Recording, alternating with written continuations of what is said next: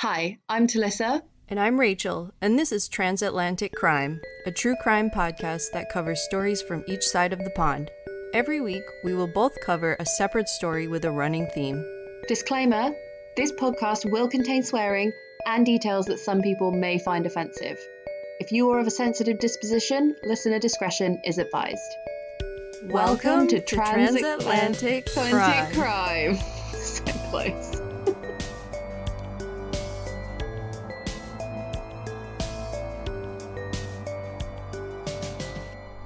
I have a question for you. Go on then, what's your question? Well, this is a question and a comment because this is something that we completely missed talking about on last week's episode, even though our episode came out on the day that it happened. And bad British citizen. For our listeners, we ended the episode and then we were both like, oh shit, we forgot to talk about this. And then we spent the next 45 minutes talking about it. So, how was the Queen's funeral, Talissa? The Queen died. Yeah. And I completely skipped past it. We completely I just missed didn't say anything. Yeah. What an awful citizen. But no, to make up for that, I did watch all of the funeral. What a great citizen.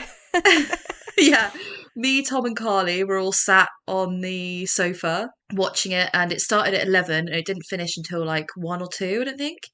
It was pretty good. The bagpipes were interesting. Yeah. But then you got loads of good celeb spots as well when everyone walked in. Oh, yeah. Saw, who's the Canadian Prime Minister? Justin Trudeau. Yeah. Mm-hmm. Saw him. And then it was really weird, Camilla was stood there next to Charles and she was singing God Save the King. Yeah. When the Queen was buried, they say God Save the King and she stood there singing it next to him and he's just silent because obviously he is the king, so he doesn't have to sing it. Yeah. So, that was weird. There must be so many little things like that where they have to be debriefed before it happens. Camilla can sing it, but King Charles, you can't sing at that point. You know, just little things like that. Right. Yeah, you don't have to sing, but everyone else should. Just little things like that nobody thinks about, but you have to know going in so that everything looks pristine. Oh, it's all perfect. They were basically the pallbearers that were holding our coffin. Did you see it? Yeah. They shuffle. Right. They walk. They shuffle one step at a time away. Yeah. Even though they haven't got the coffin anymore. So it looks really neat. It's really weird. It's like choreography. They probably had to practice that. Yeah, definitely. And they all have to be the same height as well. Because obviously a regular funeral, if you have a pallbearer, they're all different heights because they're just friends and family and stuff. Right. Whereas all of these guys were 21, 22 and they were in the army or the navy or whatever, or the RAF, and they were just chosen because they performed really well to carry the Queen's casket. The fucking pressure. Right. And it's lead lined. It weighs 200 pounds. Wow. We were Googling all the people who have different hats and all what regiments that they're in. Right. So there's some people who had ostrich feathers on their hats and they're some sort of old Queen's Guard and all this stuff. Super interesting. Yeah. Everything's so detailed. And the carriage that carried... Oh yeah, it's all proper pageantry. And the coffin was wheeled on what was originally a gun mounted... you would mount a gun on it. It's called an artillery... Like a big machine gun or cannon or something. Yeah. Okay, gotcha. Yeah. But obviously they take that off and put the coffin on and then they wheel it on that. That'd be bad if they just kept it on. Just throw it on top. That'd be badass. So she's the queen of the army, she commands the army. Well, she doesn't, but whatever. Right. So yeah, they had her on that, and it's the same one that Queen Victoria was on. Oh, wow. And it's the same one that Princess Diana was on. Yeah. But they started using it for royal funerals in Queen Victoria's reign. We were so into the royal funeral vibe that we started YouTubing Diana's funeral. Oh. Now that was a funeral. Yeah. She had fucking Elton John. His performance was mwah. Yeah. And they had Earl Spencer, her brother, did a really shady speech being the boys are going to be brought up normally, fuck the royal family. It was like EastEnders in a funeral. Wow. It was crazy, watching it back. the Queen's funeral, all the speeches were just vicars. Yeah. From like the Protestant church. No family members. The Church of England. Which is kind of, it's just indicative of like what kind of person she was. She was such a stickler for like rules and traditions and not marring the family name or emotions. She's done her best to try, like. But it was so embarrassing. Like, Andrew was there and he had none of his fancy shit on. Yeah. And everyone else did. Good. And Harry was there and he didn't have his fancy shit on either. And it was like, he's not in like the nonce category. He just quit.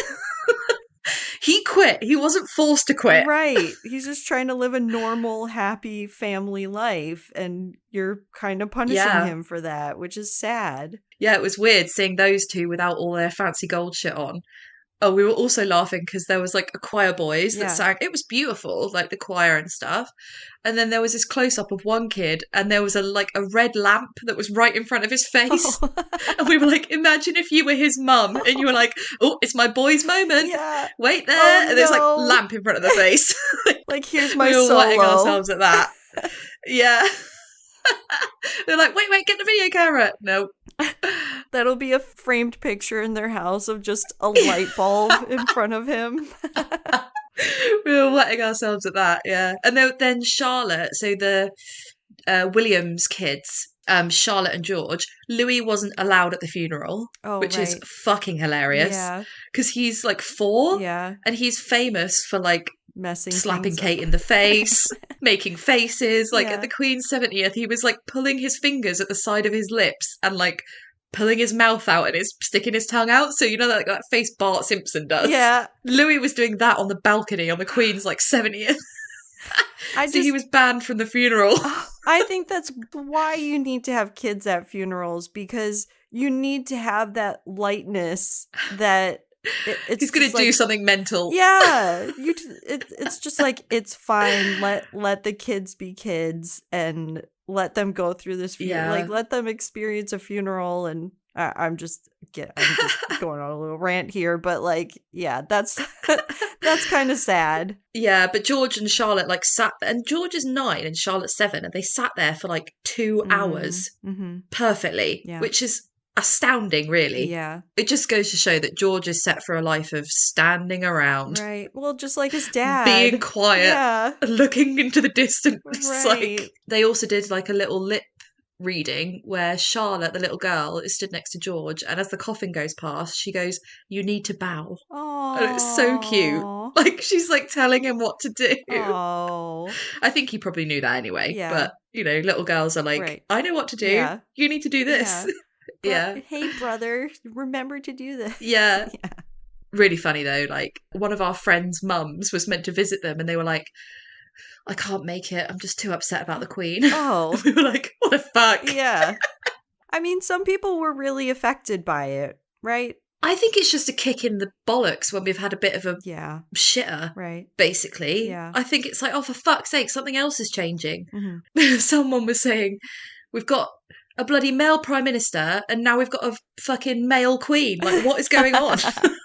Like, everything's changing. Yeah. It's all reversing back to 150 years ago, sadly. Yeah, like, in a week, we had, like, a new prime minister who is a fucking weird vampire woman. Yeah. And then now Prince Charles is, the money's going to change. Oh. It's too much. Yeah.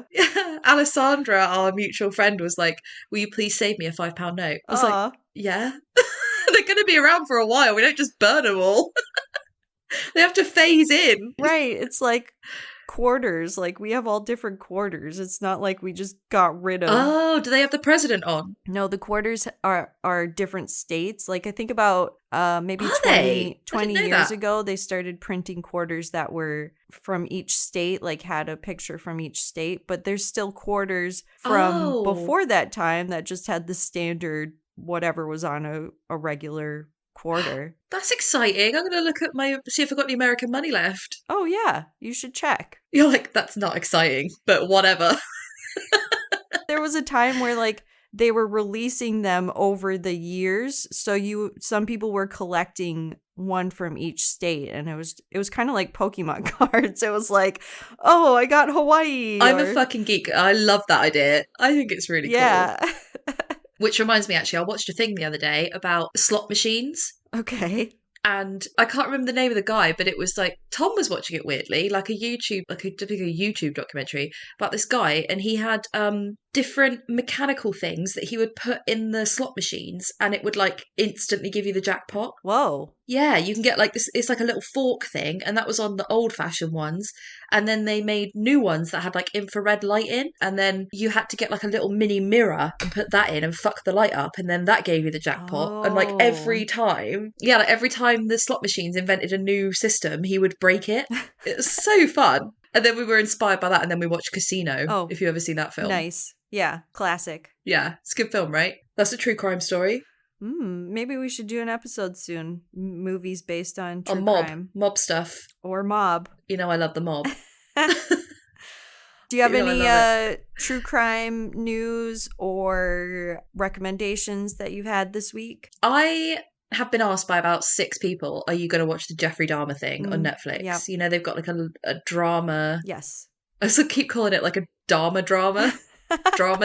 No. And I'm like, okay, so there's 3 serial killers for me who I can't fucking take. I agree. And that is him, Albert Fish, and Dennis Nilsen. They are 2 fucking eating parts of their victims for me to deal with. And I'm a fucking ghoul. I will listen to anything. But it just gives me the absolute gip. Like, I was reading Killing for Company, which is about Dennis Nilsen, and I had to stop reading it because I was like, it's fucking grim. Yeah. And if our listeners who've been with us for a long time have listened to past episodes where I tell a few stories about people eating their victims, and Talissa was not happy. Stop eating people. Yeah. Kill them, or I feel like, I don't know, you either kill people because like you hate them, or you want to fuck them and no one find out, or you want their money, but eating them. Yeah. And then it's a creepy, like, I want them to be part of me. Ugh. Right. And that's all, like, if you watch the trailer, like, I agree with you. I don't think I can watch this series, but I was talking about it with my friend, and obviously we're from Minnesota, and this is based in Wisconsin, which is the next state over. Their accents are really good. Oh, are they? I might watch a little bit of it. Yeah. Just to see the accent. Yeah. If you watch the trailer, that's what they focus on, is just his creepiness of like wanting to be a part of, like he's holding hands with the victim or like and eating and all that kind of stuff. So that's as far as I think I can go, is just watching the trailer of it. Yeah. Who's your like serial killers you can't deal with? I think you said it was Ted Bundy, didn't you? Or like somebody like that. No, Jeffrey Dahmer is definitely one of them. And I think anyone who deals with like kids, I don't think I can go there. I don't like going there. Like Rodney Alcala, he killed like he nearly killed a little girl. Right. And that was fucking grim. I think I did a story on him. I can't remember. I think we might have done an episode on him. The dating game killer. Or we've talked about it. Yeah, we've definitely talked about it. Yeah. I also kind of don't like people who take photos. Like that really freaks me out as well. Jeffrey Dahmer. Yeah, exactly. And he's like playing about with bits of them, like, ugh. Yeah. Like makes a shrine out of their fucking bones and stuff. Ugh. Just fucking gross. So I won't be watching that. They do a really good job of making Evan Peters look like Jeffrey Dahmer. He does look very similar. He does look like him. Yeah. Yeah, I've seen a picture and he does fucking look like him. Who I actually saw him in a bar this past year. Oh, really? Yeah, he's like my height. I was expecting him to be taller. I think in the show they make him look taller. All actors are short. Like, that's just how it goes. Except for Jason Momoa. He's not short, which is fine. No, and Armie Hammer isn't short either, yeah. which is really annoying. Yeah. Because he's grim. No, he's not short, because the girl in the documentary in Armie Hammer is like, oh, I was expecting him to be short, but he's really tall. Like, when you meet him, he's really tall and big. Yeah. And I think for actors, people are like, oh, he's an actor, so he's going to be teeny tiny. I'm rewatching Game of Thrones. I'm just like, oh, Kit Harington. What a lovely face. And I'm like, he's about 5'8". Yeah. Damn it. Although, Such a no, shame. not to shit on anyone who's like short. There's still great guys out there that are short. I know, but then I feel stupid stood next to them in heels. I feel like a gargoyle. I feel like Jason Momoa when I'm stood next to them in heels. That's my problem. That's why I can't go out with Kit Harington, even though he's obviously called me and offered. So, and I just had to say, sorry, Kit, it's not going to happen. Sorry, you know, we're the same height. We can't do. I know you're offering to dump your wildling girlfriend, but just stick with her. It might work out. I have been watching, or I just finished a true crime documentary. There's no murder in it, but it's called The Real Bling Ring. Have you seen it? Oh, I've not heard of this. No. So do you know about the bling ring? That whole story? No. Back in like 2000, I think it was 2009-ish. This will probably sound familiar, but there were some teenagers that went around Hollywood and they broke into famous people's homes and they stole from them. So they went to Paris Hilton's house. They went to Orlando Bloom's, Lindsay Lohan, like all the big stars of that time. And they stole from them and they got in trouble for it. And it was just this whole big story because they very easily broke into these people's homes. Yeah. For Paris Hilton's, they were like, oh, we just walked up to the door and opened it and it was open and we walked straight in. Yeah. They went several times and they were like, yeah, and the next time that we went, the door was locked, but then we just looked under the doormat and the key was there. So we just used the key to get in. Paris, come on. I know. I think, like, wouldn't you hazard a guess and say that celebrities in, like, Beverly Hills and that kind of area just feel safe because they're surrounded by other celebrities? That, and also most of them live in gated communities. So there's usually a doorman or like when you drive in. One of my friends, her grandma lives in one of these communities. And when you want to go to that house in a normal way, you drive up and there's like a driveway with like a doorman kind of person and they say like, oh, who are you here for? And you say like, I'm here to see blah, blah. And then they let you in and take down your name and you drive up to the house. But for these teenagers, they just use like hiking, like the Hollywood Hills. There's lots of hiking around there. They would just hike up and like scale a wall and then get into the gated community that way. This happened like almost 20 years ago, and it's just the story of what happened. And then Sophia Coppola made a movie called The Bling Ring with, who plays the girl from Harry Potter? Oh. Emma Watson. Emma Watson. Yeah. So she's in The Bling Ring. They do a whole like reenactment of it. And she looks young too, so she looks like a teenager. Exactly. Yeah. So it's just a story. If you want to watch a true crime story told by the people who actually committed the crimes, then like a heist. Kind of like a teenage heist that it wasn't that amazing, but it just recounts sounds interesting how they got into it, how they got in trouble, how it was all over the news. I would recommend it. I'd like to see the show because I'm sure they recreate like the inside of mansions and like that would be fun to watch. Well, it's funny because when they made the movie based on this story and they filmed, Paris Hilton let them film in her house where it happened. She is so fun. She's just the most fun ever. She's just smart. Her whole thing is just staying super relevant. Chill. That's how you stay relevant. She was at Britney Spears' wedding. Like, she's just still around somehow. Yeah, she talks to all of her fans on Instagram. She loves them. She looks precisely the same as she did 20 years ago. Yep. She has not changed. One fucking line has not appeared on her face. It's insanity. Amazing. Yeah. When you watch back shows like The Osbournes or like The Simple Life, her and Nicole Richie, they are so funny now. Yeah. Like, me and Carly went through a stage of watching The Osbournes and it really holds up. Well, it's funny that you mentioned that because the documentary, and it's on Netflix, they talk about this because one of the girls who went and stole from Orlando Bloom got a reality show.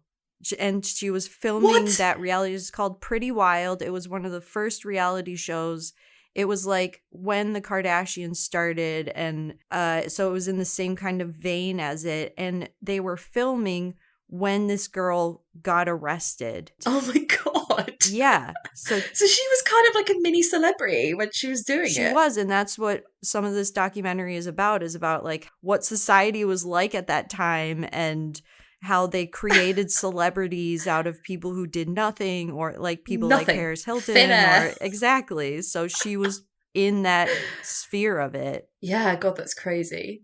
I keep seeing as well, Jack Osbourne's got a show all about ghosts. Like, he's obsessed with ghosts.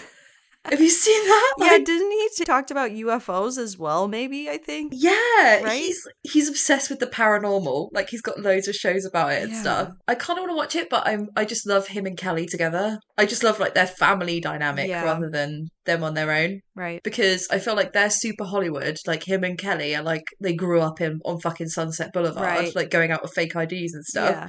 And then they've got Ozzy and Sharon, who are just really fucking British. Yeah. Like there's a bit where Kelly was saying about how she's wearing a thong.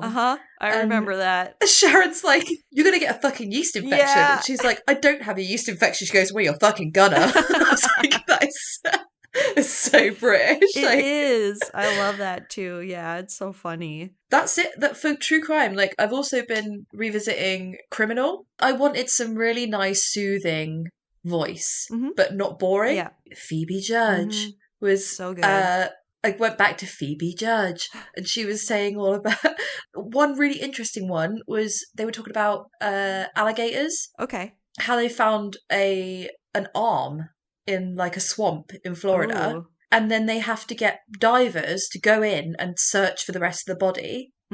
But obviously the dangers are alligators. Yeah.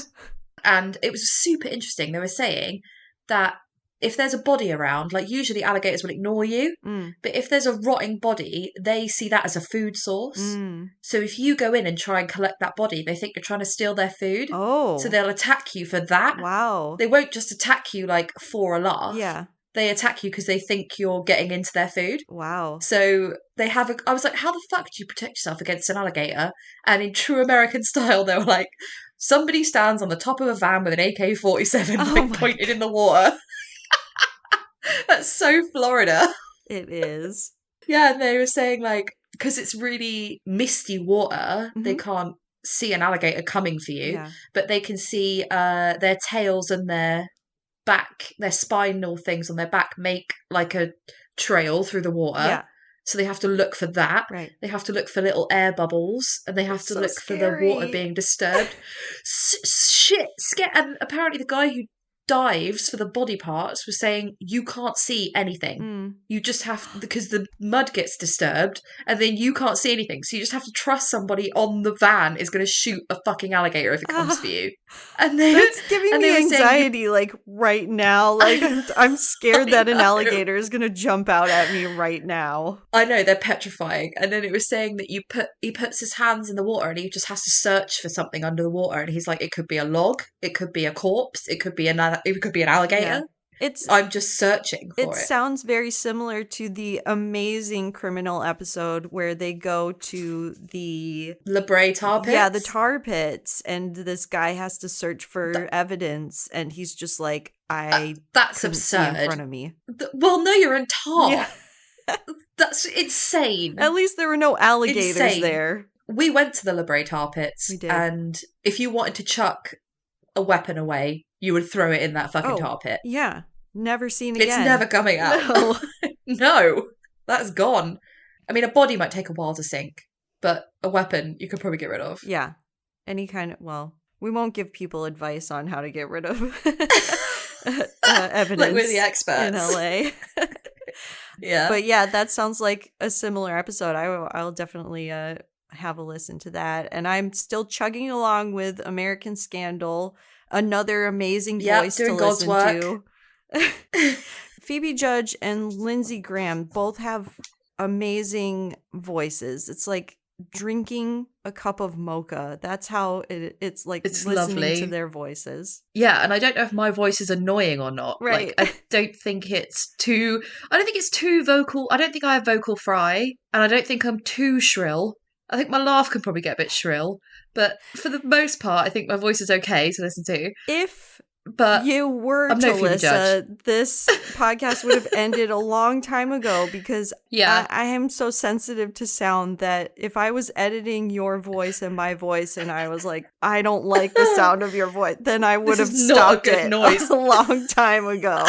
Would you have been like, your voice is like nails down a blackboard? No. Or would you have been like, I am swamped, I just can't. My house burnt down. Yeah. My computer set on fire. I don't know. Yeah, my computer broke. I don't know if I can do this anymore. And it will be broken for the foreseeable future. Yes. Goodbye. Yeah. Sorry. Yeah. No, I think our voices are nice. Yeah. Well, listeners, let us know if you like our voices. Then does my voice annoy you? Yeah. Hopefully not. Why are we opening this door? Right. Why are we doing this?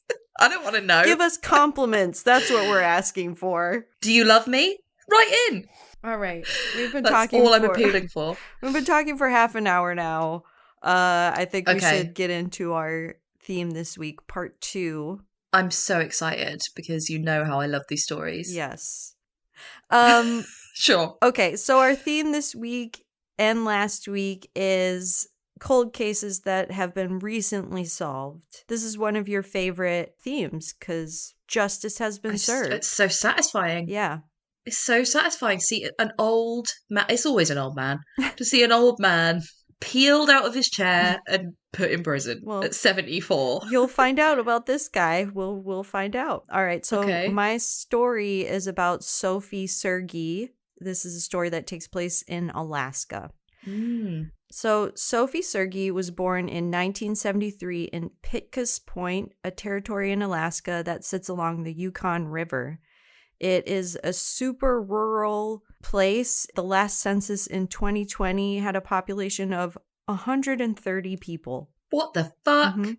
So back in the 70s, when Sophie Sergie was born, it was about half that. There was about 70 people in this territory. It's kind of a large territory. Wow. So just to illustrate how Sophie grew up, just very rurally, Sophie was part of the Yupik tribe, a Native American tribe that lived in Alaska since the beginning of time for 3,000 years. Like that was part of her lineage. She was extremely bright. She was considered a role model for others in her village. She was hardworking, and as she grew older, she set her sights on joining the Navy. Because also a lot of people join the military here because you get free education out of it. Do you get free free healthcare and stuff? Yeah, you get that too. You get all kinds of things. So that is for people who are like lower class, working class. That's always an option for them because how else are they going to pay for college? Unfortunately, Sophie was only 4'9", so she was disqualified from joining the Navy. So that was kind of squashed. Instead, she focused on becoming a marine biologist since she loved sea life and she loved whales and she wanted to study them. By the time I'm sure she's had lots of whales around her. Oh, yeah. She was in fucking Alaska. Alaska, rural. I can imagine that it would be so beautiful to live in that area. Yeah, I think I'd like that. It kind of reminds me of, have you ever watched the movie Whale Rider? No, but I'm gonna. Okay. It's a story about the Maori tribe and this little girl who wants to be part of her tribe and she's learning like the male parts of her tribe and she wants to be part of that really badly and they won't let her because she's a girl and it's just a really great indie movie. So it's like the plot of the new Predator film. Oh, okay. Interesting. That's the same difference. Yeah. Yeah, and there's another one about eagles, like eagle hunting. There's like a girl who was in a tribe and she got really good at eagle hunting. Yeah, I love that movie. I think I told you about it. Yeah. The Eagle Huntress. Yeah. Yeah. She's like a 12-year-old. So that's a documentary, yeah. Yeah, there's like girls around the world like smashing the patriarchy even in their fucking tribes. I love it. Yeah, it's fun. Whale Rider kind of reminds me of this story where it's just a super rural place, her tribe, and where she grew up. So Sophie wanted to be a marine biologist. By the time she graduated high school, she received a full scholarship to attend the University of Alaska in Fairbanks, which from Pitcairn Point to Fairbanks is about a 5+ hour flight to get there. Cool. Yeah. Massive over there, isn't it? It tells you like how big Alaska is and how hard it is to travel across it because it's freezing and blows my mind. rural. It's amazing. Yeah. She was the first person in her family to attend university. Yeah. Yay. So am I. Really? Nice. Yep. Cool. Yep. Amazing. Good job. Rachel, I can't stress how poor my family were. My mum was born in a caravan. We were fucking really poor.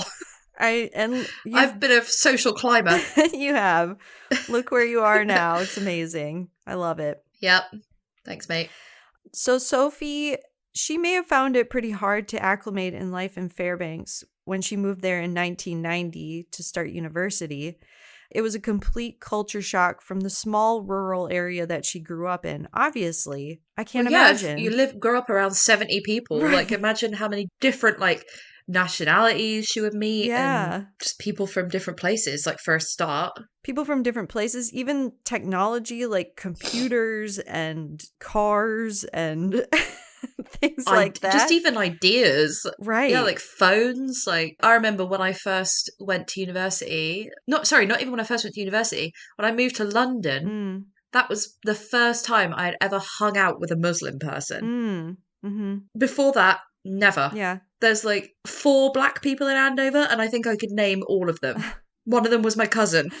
The culture shock was insane. It's so interesting because I had the exact opposite experience. I grew up in a bad neighborhood in the middle of the city in St. Paul, Minnesota. And then when we moved to Ireland, it was the middle of nowhere. Everyone looked and sounded the same. And that was a culture shock to me. Where did you move to in Ireland? A tiny, tiny village in Galway called Clonbur. So did everyone have like the Galway haircut? Or, like the Galway shoes? Well, no, but everyone was farmers. You came in with your fancy ways. Yeah. With your fancy city ways life. And your sunny D. Yeah. And your jolly ranchers. Oh, man. Yeah. So quite the opposite to you. But, okay. So Sophie, in order to acclimate, she joined several student groups and she spent the next year in the city making friends and getting through her studies. But I think it was hard at first. So halfway through her second year, she had to have orthodontic work. Can relate. So she decided, and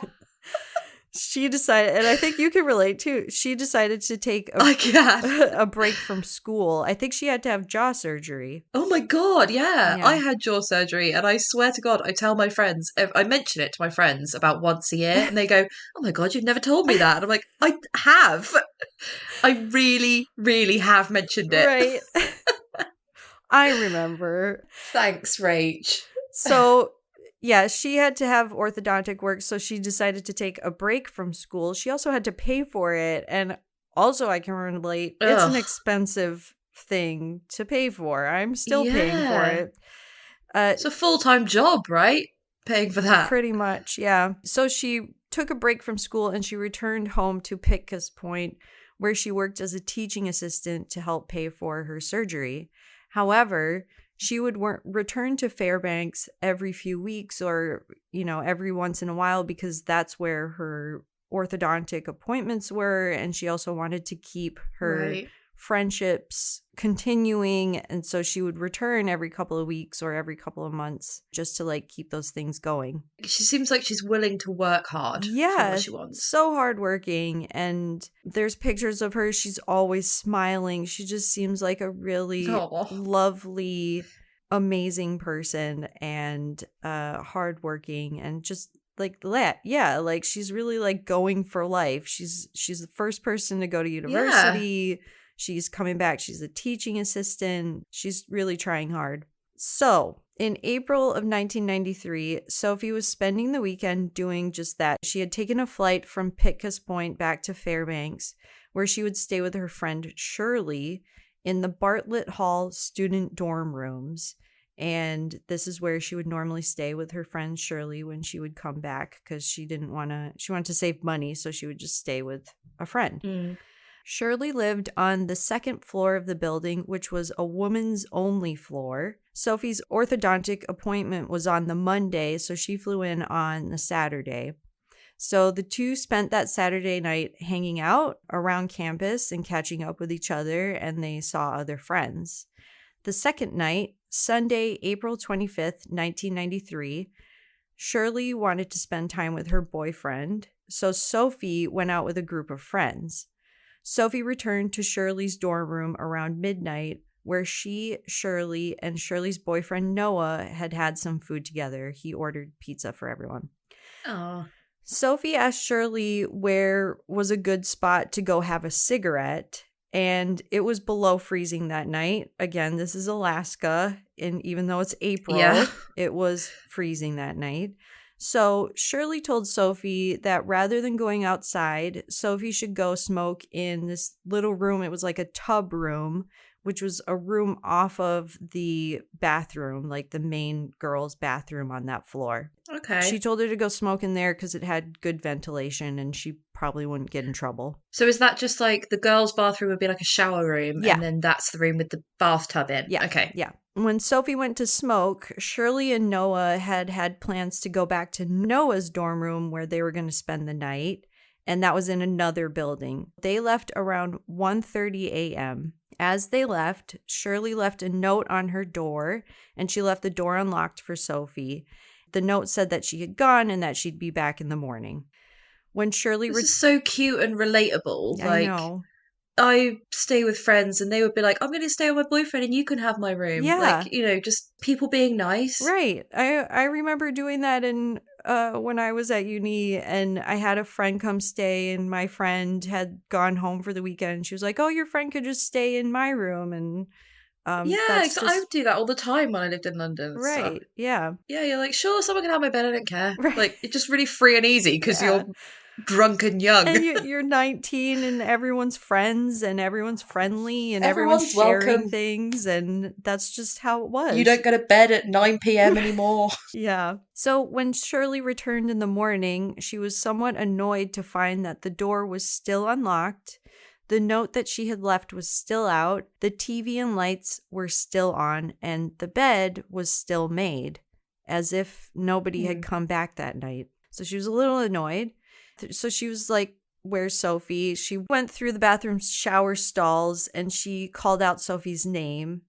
So I was looking through several articles. I was watching, there's a video on YouTube that kind of recounts what happened. And this is the only place where they say this. So they stated that when Shirley called out into one of the bathrooms, she said, Sophie, are you here?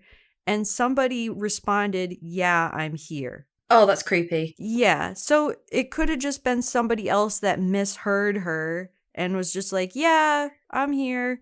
Like, it was the shower room, so there's probably some noises. It's uni. Yeah, that's a difficult one. Like, it doesn't necessarily have to be someone being a dick. Right. And it definitely doesn't need to be her. Yeah. It could just be a mistake. Right. Or, hello? Yeah. Like, is someone shouting? Yeah. Like, hello? Yeah. So Shirley accepted that and she went on with her morning. She took a shower. She got ready for her day. She went back to her dorm room. She left another note for Sophie when she went out to class, or she just went out for the day. This is 1993, so nobody has a mobile phone. Nobody. And they're 19 years old. They're from rural Alaska. Nobody's flashy and has technology to keep in touch with each other. No. If you can't find someone, you'd be like, well, they know where I live. Mm-hmm. They know where I am going to class, so they'll find me between those two places at some point. You leave notes or you tell somebody to tell somebody that what was going on. Yeah, if you see Sophie, I'm going to be in the bar at 5. Right. Kind of missed that. Yeah, it's nice, isn't it? It was a simpler time. Right. So, however, When Shirley returned in the early afternoon again, everything was still as she had left it. The second note was still there, and the room was still untouched. That's when she began to grow concerned. Shirley began asking around the dorm building if anyone had seen Sophie. Nobody had. She even called Sophie's orthodontic appointment, where they told her that Sophie had never showed up. Shirley also discovered that Sophie had missed her flight because she was supposed to go to her orthodontic appointment and then fly back to Pickett's Point. She didn't show up for her flight either. Very clever to check those things. Yeah, good friend. Good friend, Shirley. Clever. At around 3 p.m. that afternoon on April 26th, janitors were doing their rounds cleaning Bartlett Hall. When they entered the second floor bathroom, the tub room, that's where they found Sophie's body in the small tub. Or where Shirley had suggested that Sophie go smoke. That's where her body was found. Sophie had clearly been in a brutal attack. She was sexually assaulted. She had several stab wounds, and she died from a gunshot wound to the back of her head. Fucking hell. Yeah, it was brutal. That's loud. Mm-hmm. But we're going to get into that a little bit. The police were immediately called, and it was around this same time that Shirley was calling around asking where Sophie was. She saw police around campus, and she was like, what's going on? So imagine being that friend and being like, oh shit, I think that could be related. Yeah, I mean, your stomach would just fall out of your ass if you saw police and you knew your friend was missing. So she was finally informed when police were doing their rounds in the dorm and they were questioning students. And they made it to Shirley's room to question her and Noah. So Sophie's body and the crime scene was examined, and they questioned Shirley. Shirley told them everything that had happened that night, including that as she left with Noah, there were people still hanging out in the hallways. She recognized most people, but there was one guy that she locked eyes with that she didn't recognize. And I feel like this was another thing where it was like, I read this in one article and I couldn't really find it anywhere else. But I feel like that was Shirley's like antenna being like, oh yeah, who's this weirdo? Sense. Just getting a weird vibe, locking eyes with him. Especially in retrospect. Yes. Like, yes. You're like, well, it was probably nothing. And then you're like, oh no, he was creepy. Yeah, right. So she didn't recognize that guy. She did tell police that. Police had difficulty interviewing students in Bartlett Hall in the following days. The security was very lax for the 8-story, 300-person building. It was 8 stories. There were 300 students. Yeah, that's a lot of people. And visitors could come and go as they pleased. That's a girls-only dorm, but her boyfriend was allowed there. No, like, it doesn't seem like there's no boys allowed there. There's just no boys living there. It was just that floor that was all girls. And that's normally how dorms are. So it's easy to just go down a set of stairs and you're in the girls-only dorm. Right. And they did say, like, sometimes people would be partying and there would be guys and they would use the women's bathroom sometimes because it was like, oh, it's on the same floor. I'm not going to go all the way upstairs and use that bathroom. So it was just kind of a regular thing. Mm-hmm. And it was known as the party dorm building, and many of the students were known to and I'm saying it wasn't just girls. It was just that floor that was just girls. Okay, right. So the whole building was known as the party building. Yes. All right. Yeah. So we can't shame girls for that. It was everyone. I thought it was the party floor. No. Yeah. The girls' floor is the party floor. You're right. But students were known to swap rooms, stay with each other, and have visitors stay without anyone signing in. There was also criticism after this because obviously a lot of people felt unsafe. And a few years prior, the university, in order to save money, had just taken away most security in dorm rooms like that. And so now... clap for you. Thanks a lot. Yeah. So, at normal university dorm rooms, like when you have visitors, they would normally sign in and, there'd be a whole process. But for this, because the university was saving money over those few years, that wasn't happening. So nobody was like signing in and out.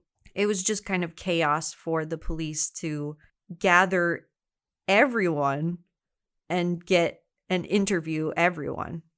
Yeah. In the week that followed, investigators interviewed as many people as they could, but due to the lax security, and it was also the end of the exams and the semesters, so it was even more people busy. Are super transient. They're just in and out. Like, right. I'm going home to visit my parents. I'm going to visit my friend. I'm seeing my boyfriend. I'm out of here. Yeah, I'm going home for the summer. I just finished my last exam. I'm having a party. I got I'm a job. having a bunch of friends over. Yeah.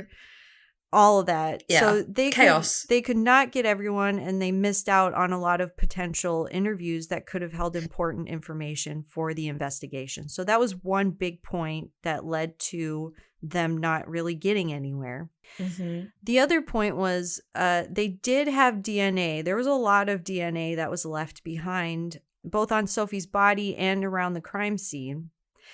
Evidence was successfully collected. However, at the time in 1993, DNA evidence was not used at all in Alaska. It just was not a thing that they did. I think it was starting to Definitely not in Alaska. Yeah, it was starting to be in other parts of the country, but Alaska was still a little bit behind in those kinds of processes. So they didn't even consider it. Would there be an argument, do you think, to say, because it's like tribal or indigenous, that they didn't either have as much money or didn't care as much? Or do you think it's just generally like Alaska's a bit behind? Or is it because it's more indigenous? I do think, and going back to our very first episode that I did in talking about missing and murdered indigenous women, that was part of it. Because I know you were saying they have tribal police, right?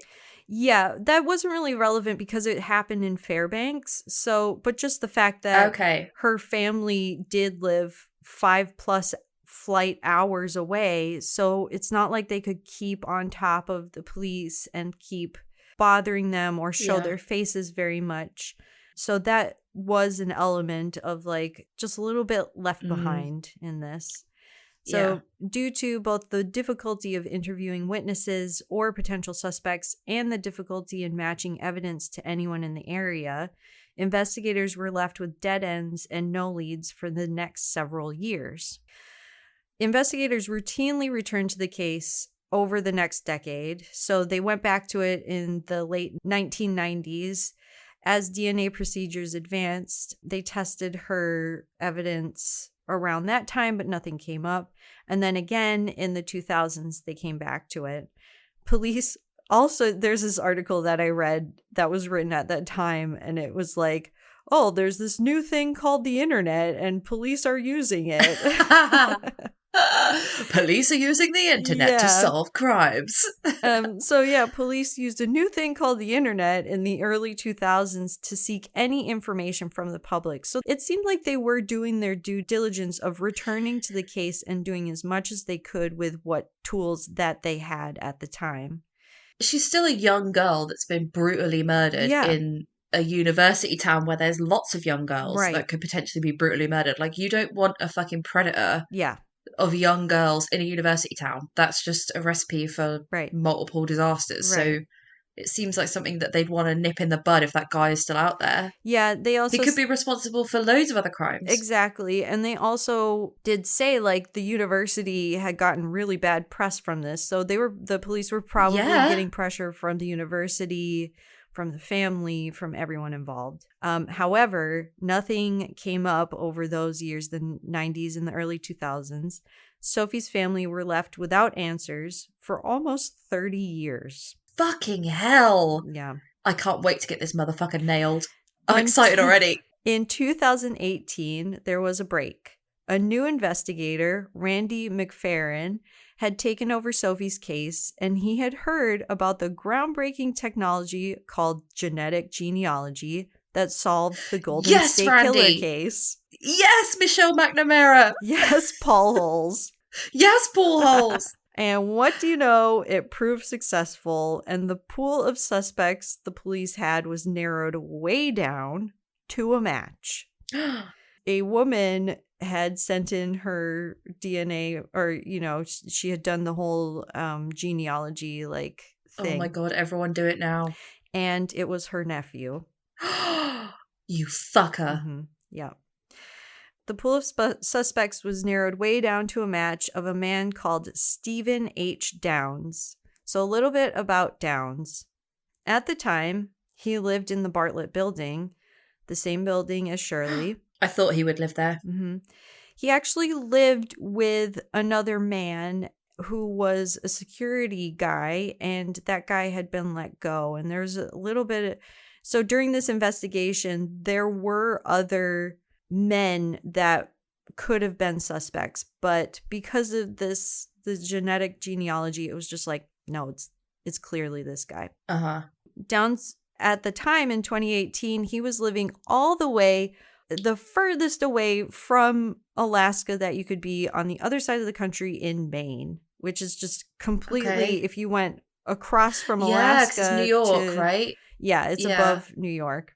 So he was living in the state of Maine. When police went to question him, they searched his home in 2019 during the investigation, and they found a .22 caliber gun, which was a match to the bullet that was used to murder Sophie. No. Yeah. Why would you keep that, you fool?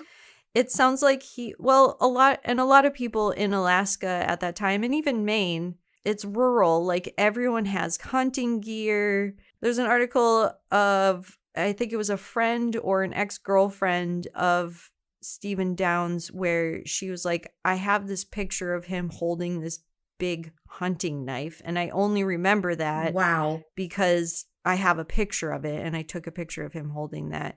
And they say, like, maybe that was used to stab Sophie. Don't take a picture of yourself holding knives. What are you doing? Yeah.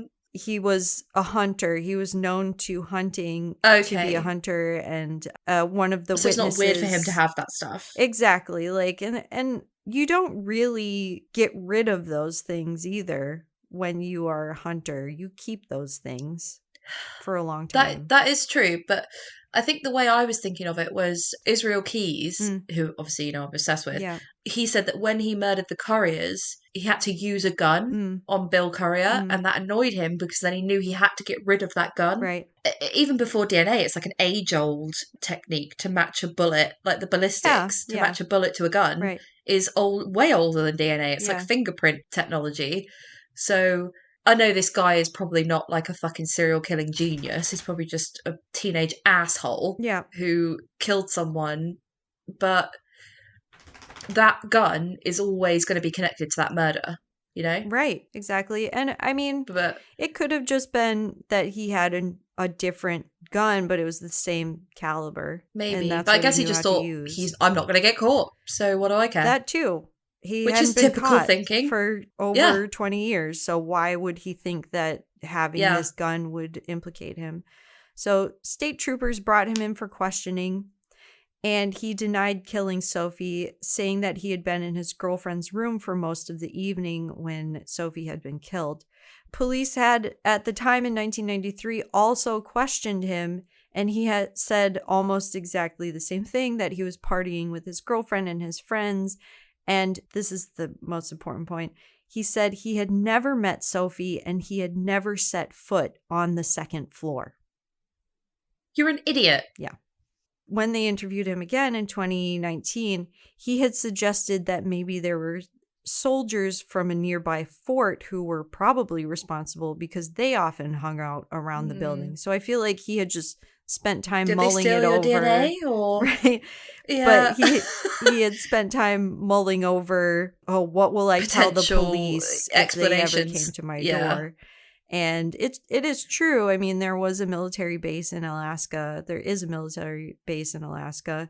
So to suggest soldiers could have been a legitimate thing. But despite his statement of having never set foot on the second floor, Downs' DNA was a match to the sample taken from Sophie's body. This is it. DNA. Whatever you say, DNA. Yeah. Like, it doesn't matter. I'm like fucking Johnny Cochran over here. Like, if the glove fits, you must acquit. Yeah. But whatever you say, DNA. In less than 24 hours of questioning and taking Downs' DNA, they took a swab from his mouth. He was arrested for the suspicion of murder of Sophie Sergie. At this point, Downs was 44 years old. So this is kind of goes against what you were saying, where he was He's not in his 70s. He was not that much older than us, actually. Wow, can you imagine? Yeah. He was that could be your husband. No.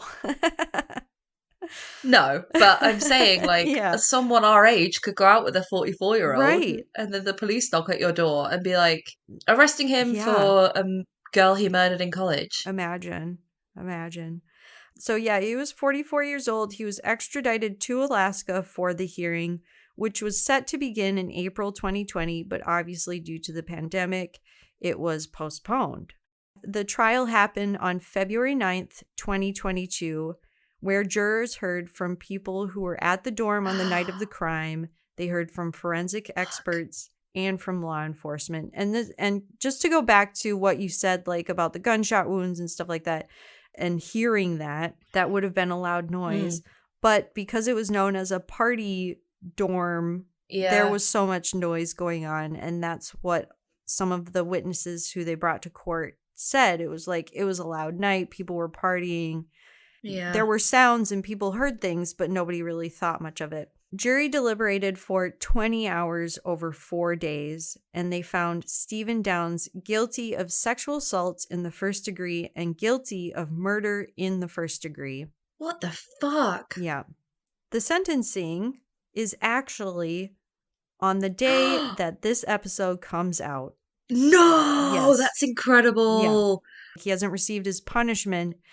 Wow. So, do Alaska have the death penalty?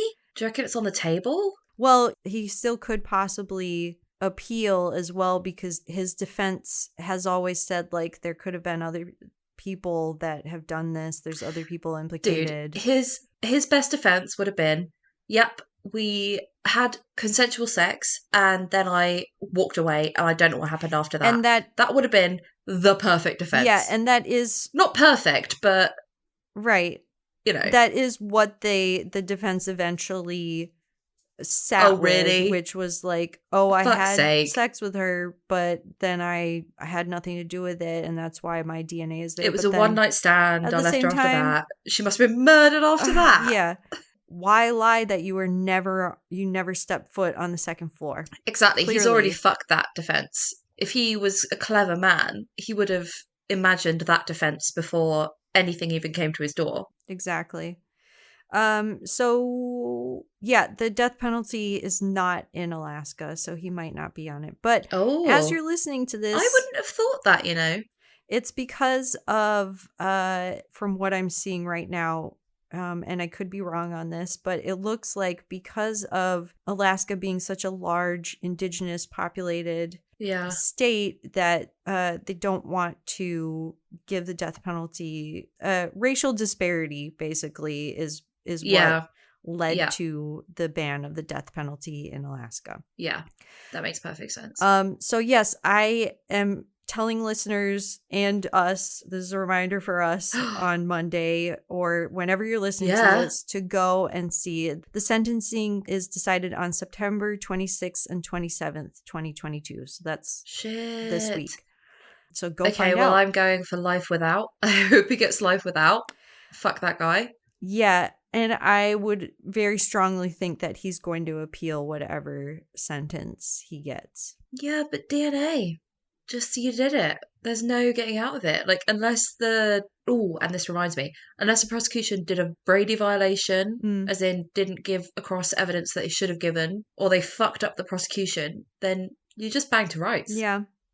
There was a little bit of that from my research where they this is so stupid, but I think one of the defense was like, he didn't agree to a swab DNA, and it's like, shut up. They could have got it off you anyway. I know. They could have got a search warrant for that. Right. Like, grow up. Yeah. And I think the other thing too was like there was rumors that he didn't have a .22 caliber at the time, and that, you know, he had a picture of him with a knife, and that wasn't accurate to the kind of person he was, blah blah blah. Like, there's all kinds of things like that are hearsay that they said, thrown out. Yeah. So anyways, that's what's happening. He was found guilty for both counts of sexual assault and for murder. The victim's two brothers listened to the verdict remotely from St. Mary's. Her family are in rural territories, and so for them to come back and during the pandemic was just a big deal. So a lot of them couldn't even come to court to see what happened. Yeah, and so her brothers listened remotely from St. Mary's in the Yukon River Delta. Her older brother, Alexei, said that he feels relieved and that he had forgiven the perpetrator years ago. He is Russian Orthodox, which are very religious. And he said, like, that's what helped me, or, my faith tells me that I should forgive people. And he said, I forgave him for what he did, but I will never forget. Wow, what a grown up. That's so unlike me. Yeah. I would hold on to that shit forever. Yeah, truly. The day after the court proceedings on February 10th, Sophie's family and actually, I don't know if her family was there, but there's a news story and you could go watch the video. It's very beautiful. Community members held a vigil outside the courtroom in Fairbanks. They held candles and posters that said "Justice for Sophie," "Never Forget," and 345 months. They sang and they held a drum circle because she was from the Yupik tribe, and so they sang in their language, and it's so, like, I cried watching it because that would end me. Yeah. The song that they sang was about a mother losing her child and saying, like, when will you come back, or why won't you come back? Those who gathered shared stories and messages of hope. Janelle Griffin Chapin, an advocate for the Alaska Native Women's Resource Center, said she had been waiting for this day for a long time. She said, "Many of us that grew up in our Native communities, we grew up hearing stories about our women disappearing or dying under mysterious circumstances and never getting justice or never having answers for what happened or where they went missing or how to be accountable for their murder. And for someone to have justice in a family and have closure means a lot to our families." So it was a big deal for everyone in the Indigenous community that this had happened. Yeah.